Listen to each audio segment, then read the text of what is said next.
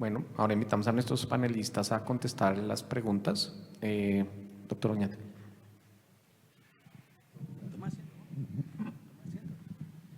Bueno, entonces, hay una pregunta en nuestro público virtual, no sin antes agradecer las magníficas conferencias y las presentaciones de todos nuestros amigos, colegas y líderes en VIH en apoyo del IETS. Como ustedes observaron, un gran trabajo que hay que ponerlo en práctica y andar en nuestros programas. Doctora Sandra, si tenemos una gestante con tiroiditis de Hashimoto, primera y segunda prueba positiva, carga viral de VIH no detectable, se le realizan 2 pruebas adicionales al tiempo, una nueva ELISA positiva y un Western blot indeterminado con un segundo Western blot negativo. ¿Cuál es la probabilidad que este caso se trate de un falso positivo o si tenemos que pedirle pruebas para VIH tipo 2? Muchas gracias. Pues digamos que suena enredado, pero por supuesto que puede ser parte de la vida real. Entonces, lo primero, esta persona tenía 2 pruebas ya positivas, tiene una tercera prueba que le hacen de carga viral que le sale negativa y nos cuenta la persona que nos manda la pregunta que en la 4ª prueba le hacen un Western blot que fue indeterminado, pero luego, entonces ahí está el punto, hay 2 pruebas que le hicieron, usualmente nuestra guía dice pues hágale una, cada vez, y pues las guías de la OMS dicen traten de no utilizar Western blot en los algoritmos, pero seguramente en este escenario, esta es la excepción a nuestra regla en que el Western blot nos está ayudando. Entonces yo quería en una mujer embarazada, tengo este Western blot indeterminado, realmente no le hubiera hecho la prueba, el otro ELISA, digamos que sí da un resultado que entiendo que también estaba dudoso o estaba positivo. Bueno, así estuviera dudoso o positivo, bueno, si está positivo, ahí yo confirmaría, ¿sí? Pero si tengo estaba el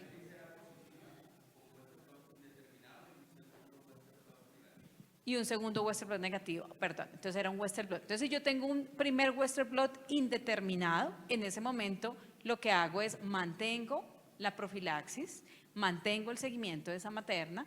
Lo que usualmente nos pasa es que seguimos así, de pronto lo repetimos y muchas veces repetimos el algoritmo y nos vuelve a quedar como en ese indeterminado, es casi siempre la experiencia que tenemos y casi siempre estas mujeres terminamos dándole el protocolo de transmisión vertical, salen de su embarazo y la mayoría de estos casos son negativos. Efectivamente en este caso ya haciéndole el siguiente Western blot, luego tuvo un Western blot que está negativo y con eso lo más probable que pasó es que era un falso positivo y veíamos pues cómo el valor predictivo positivo en estas mujeres que no tengan alto riesgo, pues yo puedo tener falsos positivos de la ELISA incluso en pruebas en serie. Entonces, nuevamente, que el mensaje más importante de esta pregunta es, estos casos sí los tenemos, en estos casos con calma, no hay afán de estar suspendiendo terapias antirretrovirales, el balance riesgo-beneficio siempre lleva al beneficio de evitar un caso de transmisión vertical. En estos casos, cuando yo tengo al final un Western blot indeterminado como 4ª prueba, lo ideal es volver a repetir completo ese algoritmo y solamente hasta que esté totalmente seguro de que está negativo voy a estar tranquilo. Con un Western blot negativo en este paciente es lo más probable, pero seguramente no solamente me quedo con ese Western blot negativo, sino que vuelvo a hacer el ejercicio juicioso de todas las pruebas. Y nuevamente lo más probable era falso positivo en este caso. Bueno, entonces, muchas gracias por la generosidad en compartir. Tengo un comentario que te traduce en pregunta de pronto, y es que en esta discusión que se ha hecho, digamos, con todo lo que se plantea en la guía clínica en cuanto a prevención, y la implementación de la prevención combinada va a ser un reto grandísimo y es maravilloso. Las organizaciones de base comunitaria, ¿qué papel entran a jugar en ese sentido cuando son ellos los que reciben los usuarios de la megaurgía aquí en Bogotá, por ejemplo, donde van y es la oportunidad para tamizar pacientes para sífilis, hepatitis, para tamizarlos en VIH, para hacerles inducción al PrEP, para hablar de caso índice. O sea, esas organizaciones tienen un potencial muy fuerte en ese sentido. Uno. Dos, el autotest, y esa es una pregunta que tiene que ver con la ruta de, digamos, ¿qué tanta validez va a tener, digamos, mi primera prueba realizada en casa o en el escenario donde la realice para cumplir el algoritmo y pueda llegar sin barreras para no hacer reprocesos en una EPS, una IPS? Esas serían como las dos preguntas que tendría. Sí, muchas gracias. Pues básicamente con la primera pregunta respecto a la parte de prevención y el rol de las organizaciones de base comunitaria, pues por supuesto es fundamental. De hecho, cuando salen las recomendaciones en la guía, pues hay un punto y es que no solamente se mira la evidencia con numeritos, sino que también se mira todo lo que llamamos el marco de evidencia hacia la decisión y ahí se analizan también preferencias de los pacientes, roles de otros actores que están dentro del sistema y cómo pueden actuar y evidentemente en otros países incluso pues ha habido una gran aceptación de que pares de la comunidad y desde estas organizaciones puedan apoyar. Ahora, ¿cómo se va a implementar? Ese es el reto que tenemos, ese ya viene en ese proceso de implementación, cómo es que se va a poder sintonizar a todos los organismos y todos los actores involucrados en este proceso para que la implementación de la prevención combinada sea lo más eficiente para todas las personas. En el autotest, entonces, aquí retomo las palabras de Juan. En la implementación tenemos el gran reto que ya tenemos la guía de práctica clínica, el contexto está y nos dice esta modalidad de diagnóstico es válida y usted debe aceptar un autotest como si está positivo, como una primera prueba positiva. Ahora, el cómo es, entonces, hay varias cosas del cómo y los retos que tiene el país y que también ya se han caminado y nos han citado y hay equipos multidisciplinarios trabajando en esa implementación. Entonces, primero, las pruebas pues tienen que tener un registro INVIMA, las pruebas tienen que tener una sensibilidad, una especificidad aprobada, no pueden ser cualquier prueba y tiene que seguramente el país trabajar en hacer un listado de pruebas que son las pruebas que se van a autorizar. Segundo, nosotros como clínicos, ¿cómo vamos a hacer para poderlas homologar y decir, listo, el paciente me llegó, me va a llegar con una foto de la prueba que hizo, la va a tener que guardar? Entonces ahí está otro punto y seguramente en eso vamos a tener que ser flexibles y cambiar un poquito nuestros paradigmas en cuanto a este punto. Y tercero, también cómo las vamos a dejar anotadas en una historia clínica. Entonces digamos que hay muchos puntos donde las va a conseguir el paciente, pero claramente a eso tenemos que llegar, es lo mismo, está muy claro que así debe ser, que las vamos a probar, pero tenemos que construir todas esas respuestas. Hay algo operativo también que hay que tener en cuenta. Yo pienso, pues es que el autotest es muy fácil. El OraQuick quedó por fuera de la guía, ¿no? Por términos de menor especificidad. Pero fuera de eso, el otro reto que tenemos es que en Colombia, para poder que un producto se venda o se suministre y ojalá podamos lograr lo que la doctora Valderrama está mencionando, que sea tanto de compra de bolsillo, pero también suministrado por el sistema. Pero para que eso suceda tiene que tener registro INVIMA. Y eso, hasta donde yo sé, no hay ningún laboratorio que haya sometido registro sanitario para su prueba. La misma que estamos utilizando en los servicios de urgencias y en las campañas, esa misma prueba se le autorice ser expendida como autotest. Y esa es una barrera operativa, pues que si hay aquí representantes de laboratorios diagnósticos que incluyan pruebas rápidas, pues por favor ayúdennos con eso. Hay que mirar un poco la experiencia que hemos tenido con el autotest del COVID-19, ¿no? Ahí en el mundo entero hay posibilidad de hacer el autotest con una videollamada, esa persona puede certificar. O sea, tenemos que mirar eso, así como el VIH nos ha enseñado muchísimo en la parte de salud pública, en estrategias para otras patologías. El COVID creo que tiene algunas cosas que nos va a ayudar para resolver estas preguntas que tenemos de implementación. Y para complementar eso, pues sé que se está trabajando ya en un manual de implementación de autotest para el país, que se viene trabajando incluso basados en evidencia de estudios de implementación de autotest en muchos países, que la cantidad de estudios que hay de eso es abrumadora. O sea, hay más de 250 estudios realizados en muchas partes del mundo que ya han dado pie a conocer cuáles son, además de nuestra experiencia, cuáles son probablemente esas barreras facilitadores y unas recomendaciones de implementación a todos los niveles, desde el nivel incluso normativo hasta el nivel del proceso como tal en las instituciones de salud y por fuera también. Entonces creo que eso está próximo, espero, a salir y nos va a dar muchas luces a ese respecto.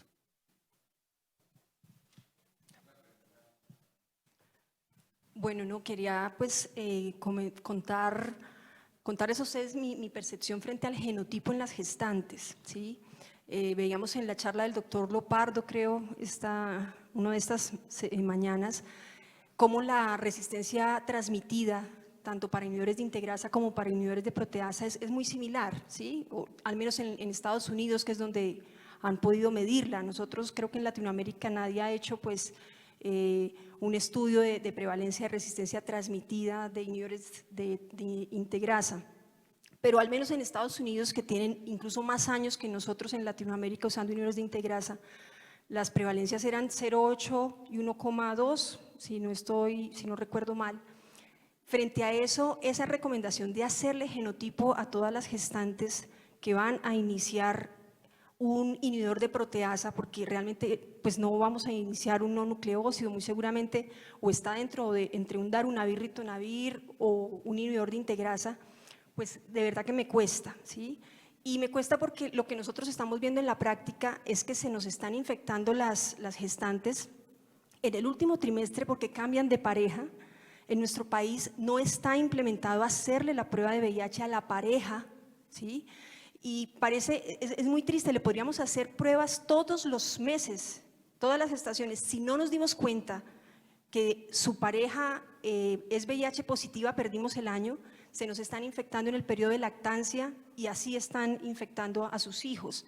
Entonces me parece que es una medida más costo efectiva como obligar a que independiente del seguro se le ofrezca la prueba de VIH a la pareja de la gestante como están haciendo con el programa de sífilis, más que hacerle un genotipo. Es mi percepción humildemente, pero quisiera saber ustedes qué concepto tienen frente al tema del genotipo naif. Bueno, primero comencemos por la de las pruebas a la pareja. La guía tiene una recomendación clarísima, ¿no?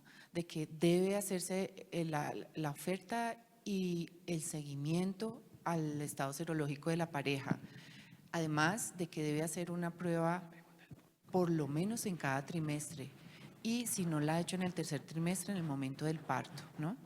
Y además completa con lo de los niños, que debe hacerse una prueba a todos los niños que son menores de 15 años, hijos de la madre que tenemos nosotros, ¿cierto?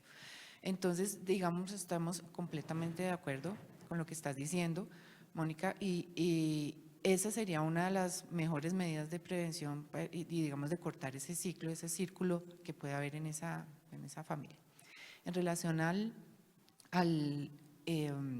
genotipo de integrasa, lo que tenemos que hacer es estudios de aquí para mirar qué es lo que está pasando con nosotros, ¿cierto? El doctor lo mostró, sí hay resistencia, pero de todas maneras, al otro lado, ese genotipo que demuestra las mutaciones, ¿qué impacto tiene clínico en la parte de transmisión? Primero que tenemos que tener el dato de cómo estamos nosotros con transmisión de resistencia primaria en integrasa, pienso yo, ¿no? Para poder llegar a hacer la recomendación del genotipo de integrasa. No sé qué opinan. Bueno, dos cosas. Una es para hacernos autopropaganda con Reviva. Reviva, pues varios de ustedes saben, está haciendo el estudio de resistencia pretratamiento que, como nos lo explicó muy bien el doctor Ávila, incluye resistencias transmitidas y también resistencia en pacientes reiniciadores. Y el tamaño de muestra que tenemos nos va a permitir estimar si hay resistencias para inhibidores de integrasa en este grupo poblacional. Son más de 500 pacientes, así que vamos en la tercera parte del estudio, esperamos que más adelante en el año podamos tener datos y esperamos poder también tener datos para el encuentro. Lo otro, Mónica, yo creo que tienes toda la razón, no hay incertidumbre en que resistencias transmitidas o primarias para inhibidores de integrasa o inhibidores de proteasa como darunavir sea probablemente no justifique estar haciendo genotípico a toda embarazada. Pero es que recordemos que la guía dice que pues, si usted le va a poner tratamiento con inhibidores de integrasa no necesita hacer el genotipo, es lo primero. Pero ¿por qué no lo dice para el inhibidor de proteasa? ¿Por qué no lo dice para darunavir? Y la razón es que lo que acompañe a dolutegravir, como lo hemos visto a través de todo este congreso, no importa si tenga o no resistencia realmente, porque la lamivudina, si esa es la que es más vulnerable ahí, inclusive si hay resistencia va a poder actuar y va a proteger al dolutegravir. Pero esa evidencia no la tenemos con los inhibidores de proteasa. Tenemos una clara evidencia de que si hay resistencia a la amidudina o a tenofovir o a entricitabina, esa monoterapia con darunavir vaya a ser suficiente. Así que el genotipo se va a justificar es no por el darunavir, sino por los acompañantes. Y de nuevo, usted le hace el genotipo, usted le inicia el tratamiento que defina, ojalá sea uno de los priorizados por la guía, y el genotipo en cuestión de 2 o 3 semanas le va a indicar si va por el camino correcto. Yo creo que yo quisiera hacer énfasis en esa parte, o sea, creo que una buena manera de esa controversia es, sabemos las dificultades que tenemos en implementar la guía con el uso de inhibidores de integrasa, pero creo que hay un escenario en el que independientemente de esas barreras debemos hacerlo y es en la gestante, ¿sí? Digamos que creo que es muy claro que en la gestante tenemos que empezar inhibidor de integrasa. O sea, yo creo que una manera de evitar tener que hacer el genotipo es definitivamente en esas, sin lugar a dudas. No es que en los demás pacientes, no, creo que todos conocemos la evidencia, pero creo que esas barreras que tenemos de implementación, de costos, al tener un volumen tan bajo de mujeres gestantes, pues las debemos superar y en esos casos creo que no deberíamos estar iniciando una terapia diferente a una terapia basada en inhibidores de integrasa, por esa razón. Perfecto. Hay otra pregunta del público virtual. La guía en octubre, noviembre, que fue que la tuvimos, dijimos pues que carga viral independiente del valor positivo el diagnóstico de VIH. Recientemente, si tienen la actualización de la guía de los americanos, hace una semana también dicen lo mismo. Entonces nos preguntan es, ¿qué pasará con esas personas que descartamos el diagnóstico, que tenían menos de 5,000 copias? ¿Dónde están? ¿Hay un registro? ¿Qué hacemos con ellos? Esa pregunta es la un poquito pregunta. filosófica, ¿no es cierto? Pero bueno, no, digamos que pues desafortunadamente, ¿qué va a pasar? Pues si tiene VIH, esa persona luego se le va a subir la carga viral, excepto que sea un controlador élite y digamos que no se haya diagnosticado porque no esté haciendo ninguna manifestación. O sea, indudablemente, pues esto es una reflexión, no son tantos los casos, pero pues sabemos que el 35% de nuestros pacientes los seguimos, 35-37%, perdón si me equivoco exactamente en la cifra, pero eso no ha cambiado con las últimas 2 cuentas de alto costo, seguimos diagnosticándolo en estadio 3. Y pues si un paciente en algún momento pasó esto, además que recuerden que nosotros no hacemos diagnóstico de entrada con carga viral, sino pues lo podemos hacer, por supuesto, pero pues no es lo más costo efectivo, sino que usualmente lo usamos para desempate. Entonces, yo creo que el impacto negativo en que no hayamos hecho esos diagnósticos es bajo y quizás el impacto está en que terminamos haciéndolo más tardío porque en algún momento le dijimos que no. Eso creo que es lo que pudo haber sucedido. Gracias.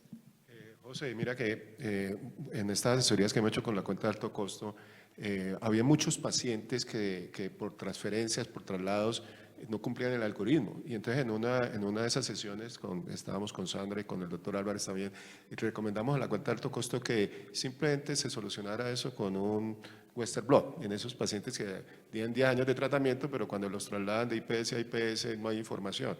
El Western blot también puede ayudar en esos casos, a menos de que termine siendo uno de estos pacientes que, como vimos en la charla de la doctora Isabel Cassetti, sean elite controllers excepcionales, donde básicamente lo que terminan haciendo es remisión de su infección, y ellos pueden también tener seroreversión, exactamente como mostró Isael. Ahí el caso se haría muy difícil, pero la mayoría de los pacientes que tuvieron 3.000, 4.000 de carga viral y se quedaron con tratamiento, porque así lo decía la guía anterior, el Western blot va también a ayudar a definir que si eran o no eran infectados por VIH. Perfecto. Y otra pregunta es, María Paulina, en la guía salió lo de la tuberculosis y placa de tórax solamente para los que tenían síntomas respiratorios, ¿cierto?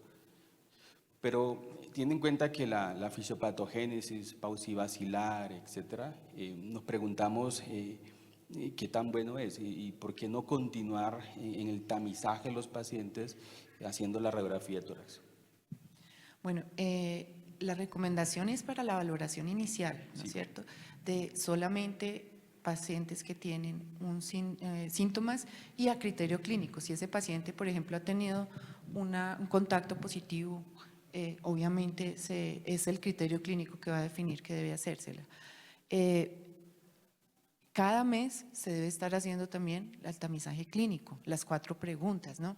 Entonces, digamos que no es costo efectivo, lo que se vio es que no es costo efectivo hacerle radiografía de tórax a todos los pacientes, sino que es más costo efectivo hacer el tamizaje mensual en cada consulta y hacer el seguimiento, y obviamente va a estar la tuberculina también, o en dado caso el IGRA cuando se esté implementado, ¿cierto? Y eso nos va a permitir hacer la captación de esos pacientes. Sabemos la tuberculosis va de un espectro completamente asintomático, subclínico, ¿no? Es un espectro. Entonces, digamos, el arte ahí es determinar qué examen, en qué momento para poder hacerle el diagnóstico lo más temprano al paciente, ¿no? Entonces, no es costo efectivo hacerle radiografía de tórax a todos los pacientes, sino hacerle mensualmente, juiciosamente, todo el tamizaje y hacerle la radiografía cuando haya cualquier sospecha, inclusive epidemiológica, de contacto, pues.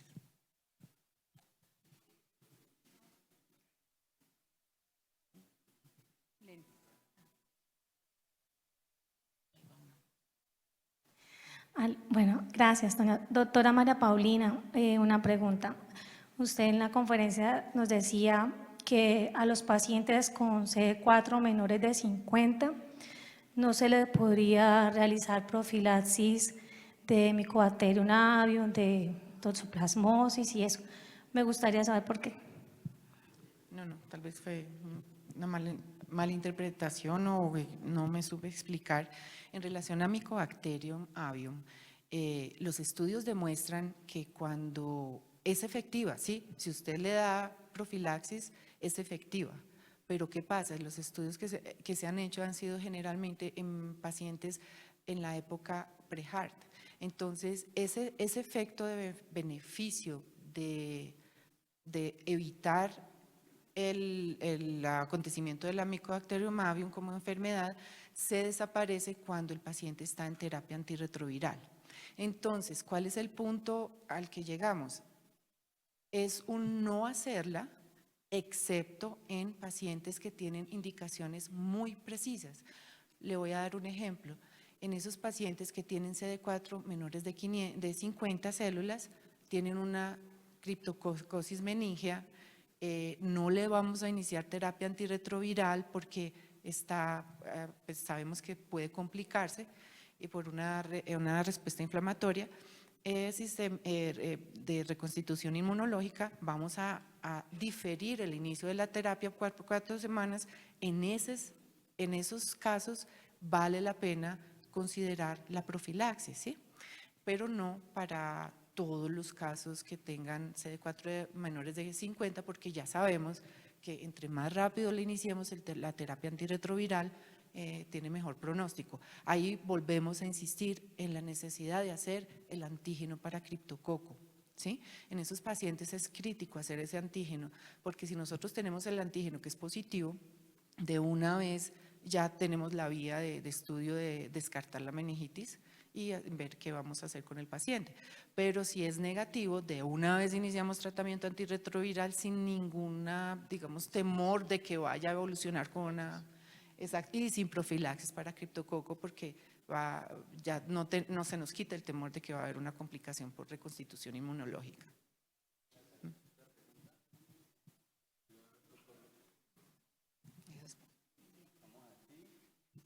Aló, muy buenos días, muchísimas gracias por las exposiciones.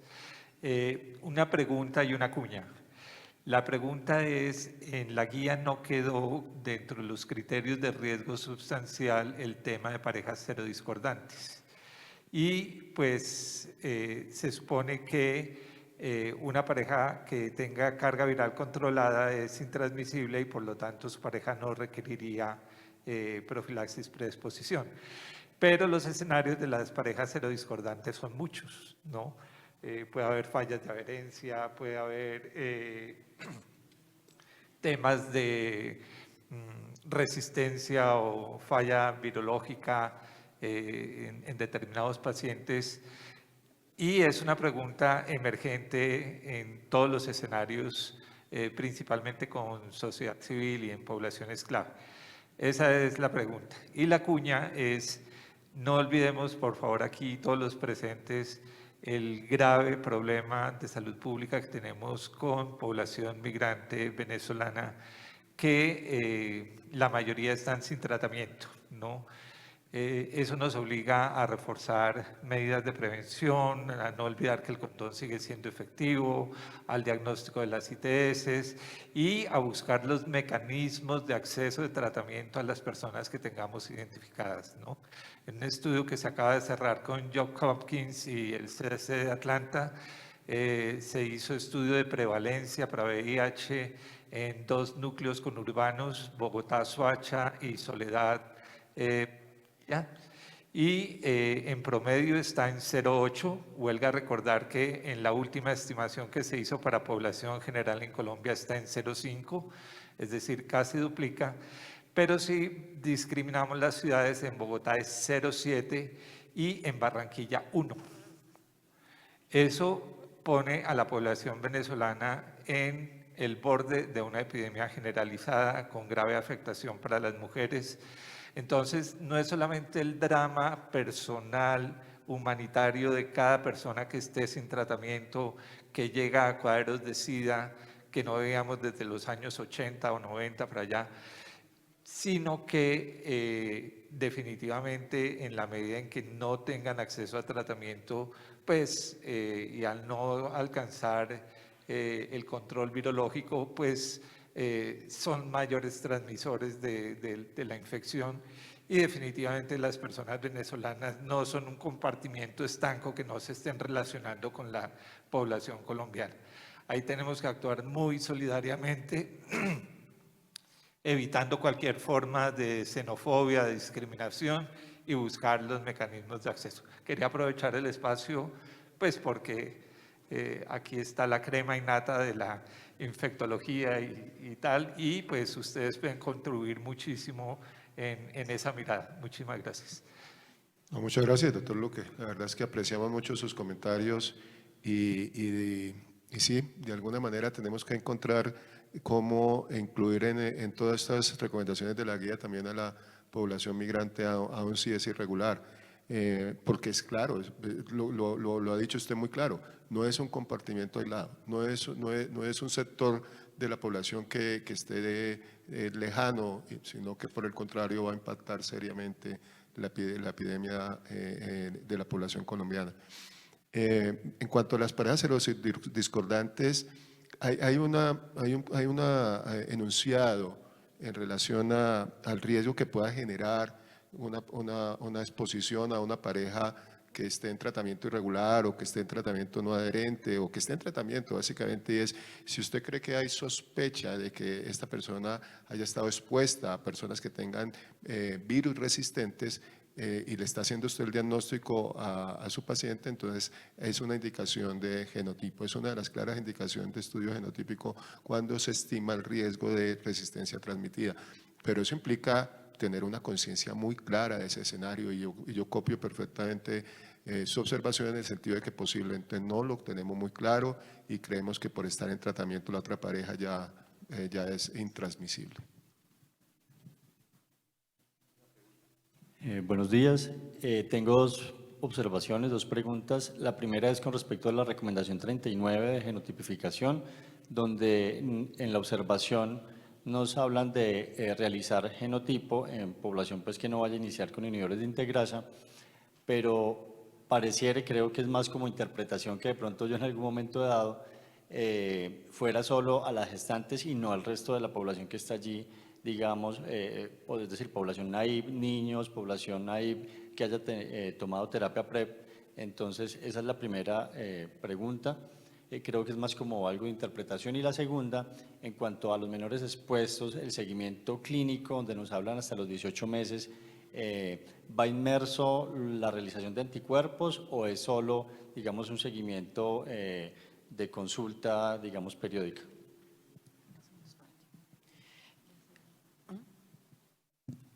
En relación al genotipo, sí, la recomendación es específica para gestantes. Para todo paciente, toda gestante que va a iniciar tratamiento debe hacerse el genotipo. Ahora, cuando usted va a iniciar tratamiento a pacientes que han estado expuestos a terapia antirretroviral, por ejemplo, un paciente que ha hecho PrEP, también está la indicación, dentro del, no es la 39, pero sí está indicado hacer genotipo cualquier paciente que haya estado expuesto, ¿no? O sea, digamos que la guía, volvamos a repetir, es un marco para guiar decisiones, pero no es una camisa de fuerza y obviamente prima el criterio clínico de cualquier decisión. Disculpe, la segunda pregunta fue en relación a diagnóstico. De los menores expuestos, pues creo que tú lo puedes, pero en realidad es… Exactamente, ¿cuál es la pregunta?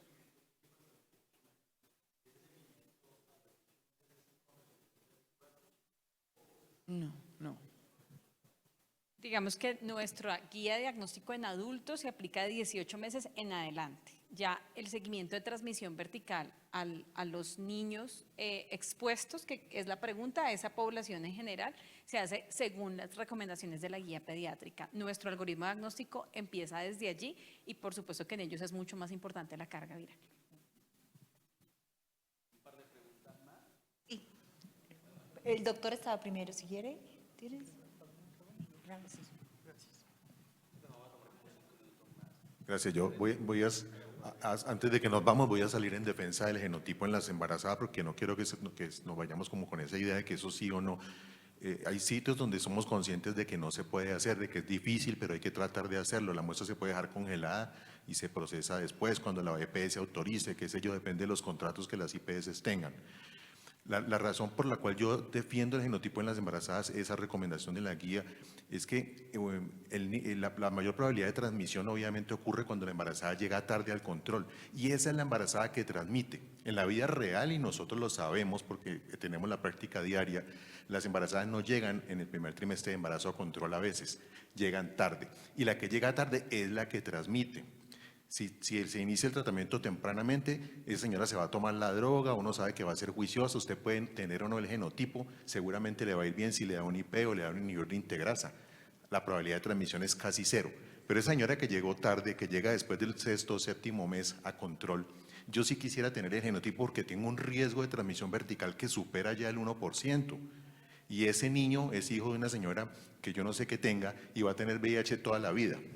Yo tengo casos de niños con transmisión vertical resistente. Tengo uno de los primeros casos quizá que se hizo aquí ya hace más de 10 años, con K103N transmitida verticalmente. Entonces, el genotipo hay que tratar de hacerlo, porque la señora también puede que se tome la droga y entonces nos va bien, pero si no se la toma, si lacta, que lo hacen a veces a pesar de que uno les dice a la señora que no lacte al bebé, le dan la leche y toda, la señora lacta, y ese es el que va a transmitir. Entonces no hay ninguna garantía en que si yo voy a arrancar un inhibidor de integrasa voy a tener éxito 100%, porque el éxito en la transmisión vertical está en el que la señora se tome la droga 100%, está en la adherencia, y eso en la vida real no pasa.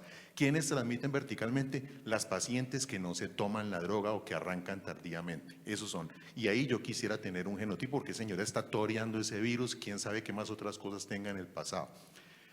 Ahora, el seguimiento en los niños lo estamos haciendo con 2 cargas virales, pero el seguimiento a los 18 meses clínico es más basado en información reciente, de hecho, en el CROI del año pasado, donde se vio diferencias en peso y en crecimiento en los niños en los primeros 2 o 3 años de edad, si mal no recuerdo, no leo mucho de niños, que habían sido expuestas a la mamá a efavirenz comparado con dolutegravir. Entonces, lean un poquito de eso y verán que es importante que esos niñitos se sigan en los primeros 2 años por gente que trabaje VIH y que tenga alguna idea de que puede haber diferencias en el desarrollo posterior.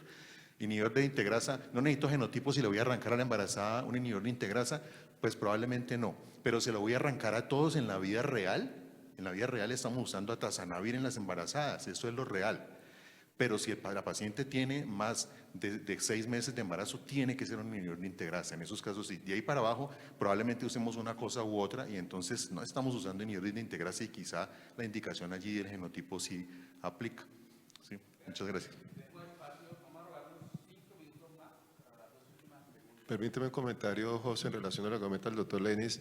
Eso lo documentamos, William. En el grupo Vicol hicimos el estudio con 365 gestantes y las que tenían VIH previo a la gestación y estaban en tratamiento fueron las que mejor comportamiento tuvieron en términos de supresión viral y de carga y de CD4 y no transmitieron.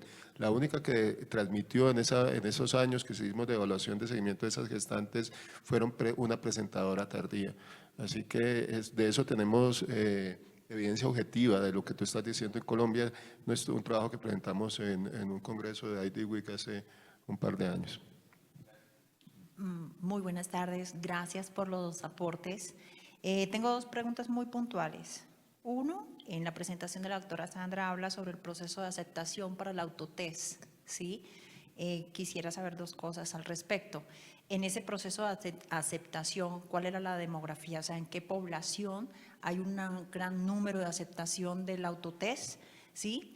¿Y cuáles son esas personas que accedieron de una forma realmente muy fácil? Porque tiene que ver un tema de nivel educativo, de conocimiento de la enfermedad, inclusive desde el temor a tenerlo. Y la otra pregunta es la telemedicina que tomó tanta fuerza ahorita con lo de la pandemia.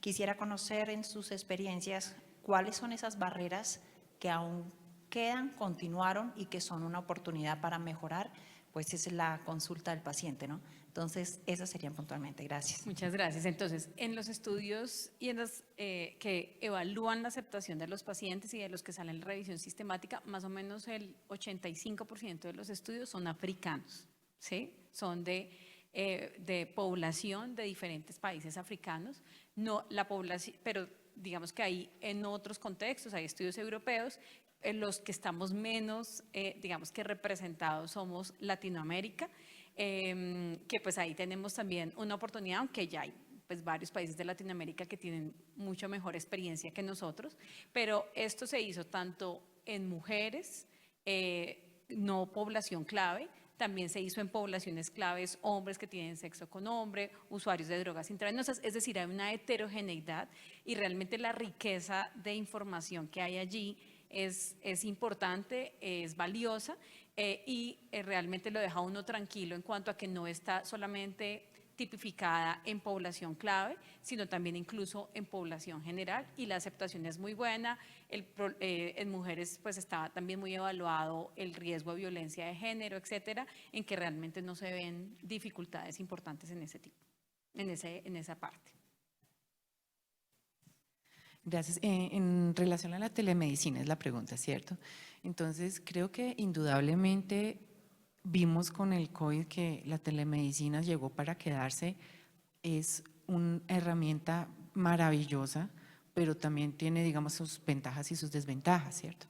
En relación, lo digo con absoluta confianza porque estoy haciendo mucha telemedicina, yo, con pacientes con VIH, creo que ha sido un factor de llegar a muchos pacientes que normalmente no se puede llegar, tanto personas privadas de la libertad, personas en áreas geográficas muy alejadas, personas que por cualquier, por ejemplo, una protesta no llegaron a la consulta. O sea, la telemedicina es una cosa que es una herramienta fabulosa, ¿cierto? ¿Qué tenemos que hacer? Mejorarla. Adaptarnos a los requisitos de calidad que ya están escritos aquí en Colombia, ver cómo los flexibilizamos o cómo los adaptamos a que eso sea, por ejemplo, que no tenga una videollamada en un paciente que está por allá en un pueblo donde no hay internet, va a tocar por teléfono. Hay que mirar cómo se hace esa transición a las normas que están escritas y de otro lado también educar a los médicos para hacer una mejor teleconsulta y a los pacientes para recibir la consulta no cuando están en la peluquería o en un bus, sino que se tomen en serio esa consulta, ¿cierto? Entonces tenemos mucho para mejorar, sí, pero que la telemedicina y en general la telesalud para todo llegó para mejorar los resultados con nuestros pacientes, no hay ninguna duda, ninguna duda.